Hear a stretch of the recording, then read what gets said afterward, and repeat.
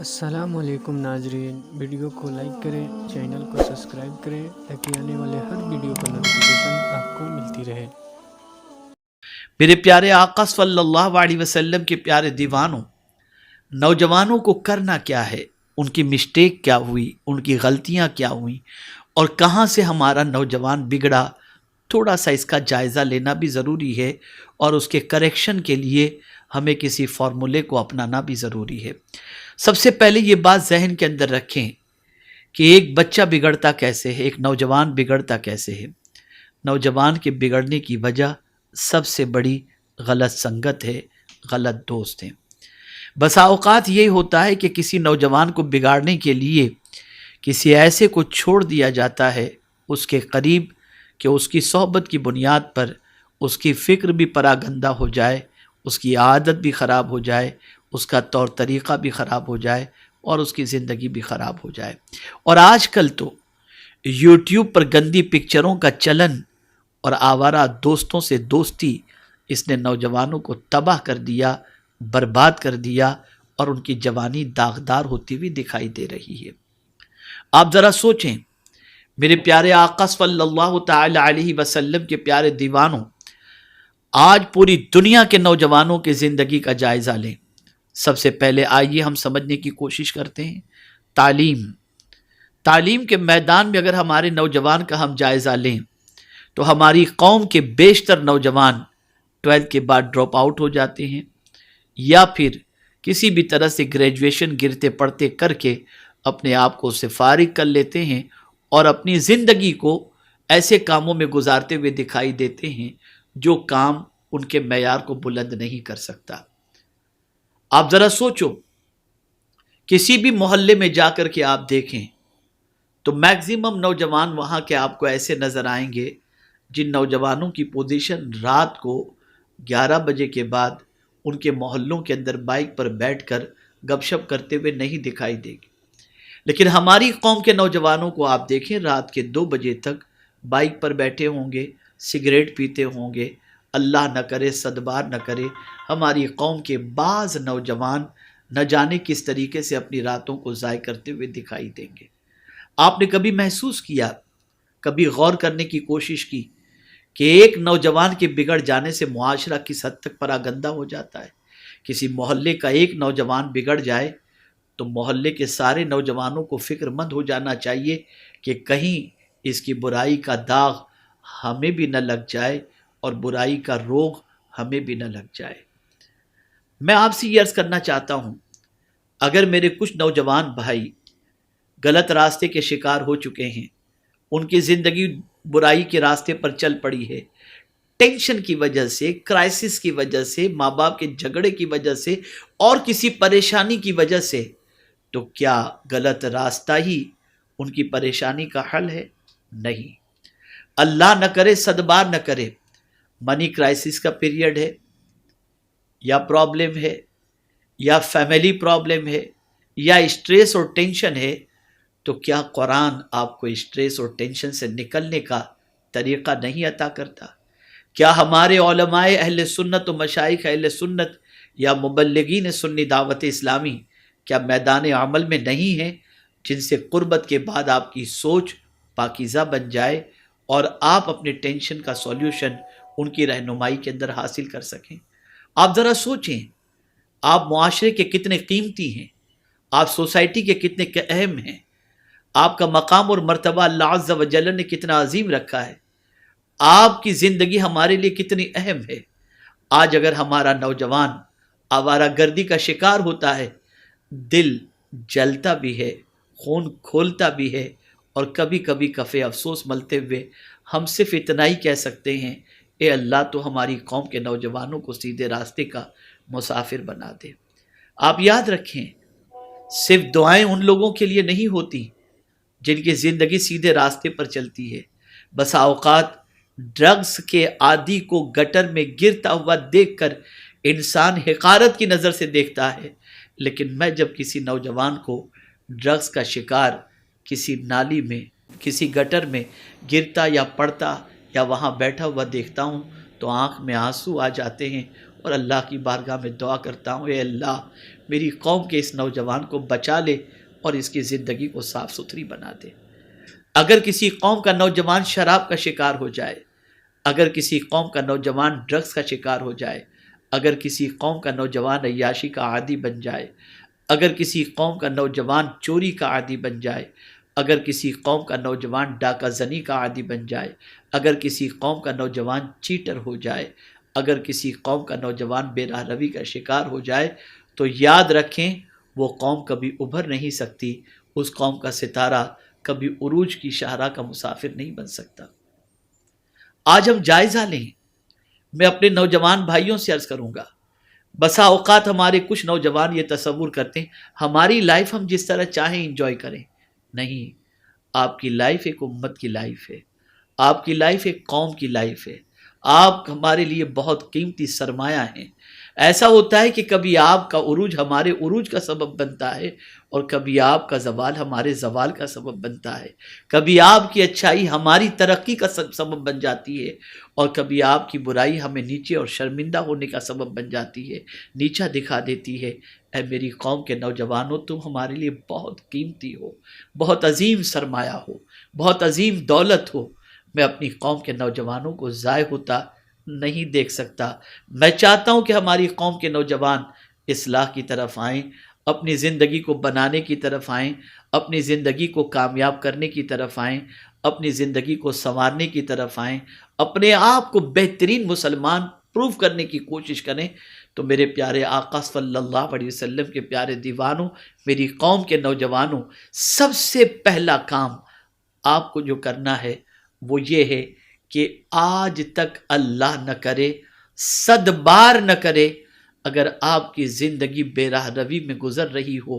یا غلط کاموں میں گزر رہی ہو تو آپ سب سے پہلے ان غلط کاموں سے توبہ کیجئے۔ یو ہیو ول پاور، آپ کے پاس قوت ہے،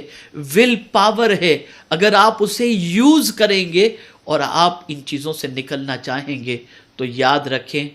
کوئی آپ کی مدد کرے یا نہ کرے، میرا مولا ضرور مدد فرمائے گا۔ ایک بار گناہوں کے دلدل سے نکل کر کے دیکھیے، ایک بار برائیوں کے دلدل سے نکل کر کے دیکھیے، ایک بار بد کرداری کے ماحول سے نکل کر کے دیکھیے، ایک بار سیدھے راستے کی طرف آ کر کے دیکھیے۔ خدا کی قسم، آپ کے قلب کو سکون کی دولت نصیب نہ ہو تو مجھے کہنا۔ اللہ اکبر۔ میرے پیارے آقا صلی اللہ تعالی علیہ وسلم کے پیارے دیوانوں، آج تک دامن پر لگے ہوئے گناہوں کے ہزارہ دھبوں کو آپ اللہ کی بارگاہ میں توبہ کے ذریعے آنسو بہا کر اسے مٹا دو۔ میرا مولا عزت بھی عطا فرمائے گا، سرخ روئی بھی عطا فرمائے گا، کامیابی بھی عطا فرمائے گا، کامرانی بھی عطا فرمائے گا۔ اس لیے کہ آپ کا سیدھے راستے کا مسافر ہونا یہ ہماری کامیابی کی ضمانت ہے اور قوم مسلم کی کامیابی کی ضمانت ہے۔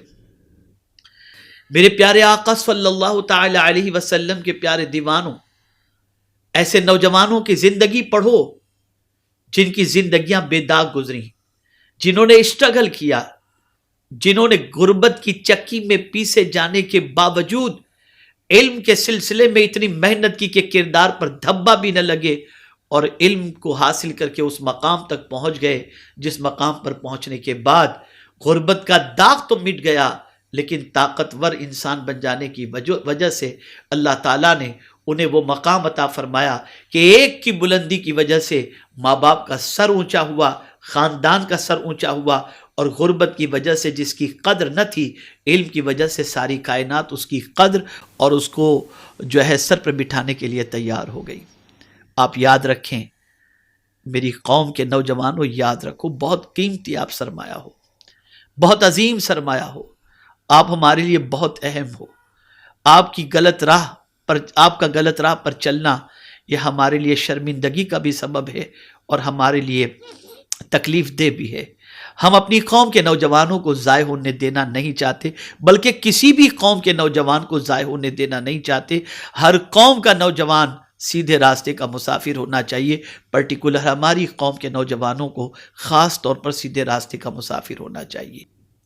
تو عرض کرنے کا منشا یہ ہے کہ اگر کسی قوم کے نوجوان کے بگڑنے کا معاملہ ہو تو وہ قوم تباہ ہو جاتی ہے۔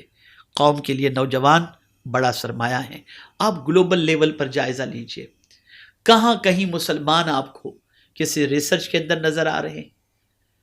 کسی بڑے مقام میں آپ کو نظر آ رہے؟ الحمدللہ سرکار صلی اللہ علیہ وسلم کا احسان ہے کہ اب ہمارے بچے تعلیمی میدان میں جد و جہد کر رہے ہیں، بڑی مشقت کر رہے ہیں، بڑی محنت کر رہے ہیں، بڑی تگودو کر رہے ہیں، لیکن اگر پرسنٹیج دیکھا جائے تو وہ لیمیٹیڈ ہے، اور بے راہ روی کے شکار دیکھے جائیں تو ہماری قوم کے نوجوان زیادہ نظر آئیں گے، اور کوشش کی جا رہی ہے ایک طبقے کی طرف سے کہ ہماری نوجوان نسل تباہ ہو جائے، ہماری نوجوان نسل برباد ہو جائے۔ فری میں انہیں بہت سارے غلط کام کی چیزیں دی جاتی ہیں تاکہ ان کی جوانی برباد ہو جائے اور یہ قوم خود بخود تباہ و برباد ہو جائے۔ میرے پیارے آقا صلی اللہ علیہ وسلم کے پیارے دیوانوں، ہماری قوم کے نوجوانوں کو بھی عزم مصمم کرنا ہوگا، ارادہ کرنا ہوگا، پکا ارادہ کرنا ہوگا، اور وہ ارادہ یہ ہے، شیطان تو ہمیں تباہ کرنا چاہتا ہے، ماحول تو ہمیں برباد کرنا چاہتا ہے، لیکن ہم اپنے رب کے بندے اور مصطفیٰ پیارے صلی اللہ علیہ وسلم کے امتی ہیں۔ ہم اپنی جوانی کو داغدار ہونے سے بچاتے ہوئے علم، عمل، اخلاق، کردار، ان ساری چیزوں میں محنت کر کے ہم اپنا نام، اپنے ماں باپ کا نام، اپنے خاندان کا نام، اپنے شہر کا نام، اپنے ملک کا نام، اپنے مذہب کا نام روشن کریں گے۔ میرے پیارے آقا صلی اللہ علیہ وسلم کے پیارے دیوانوں،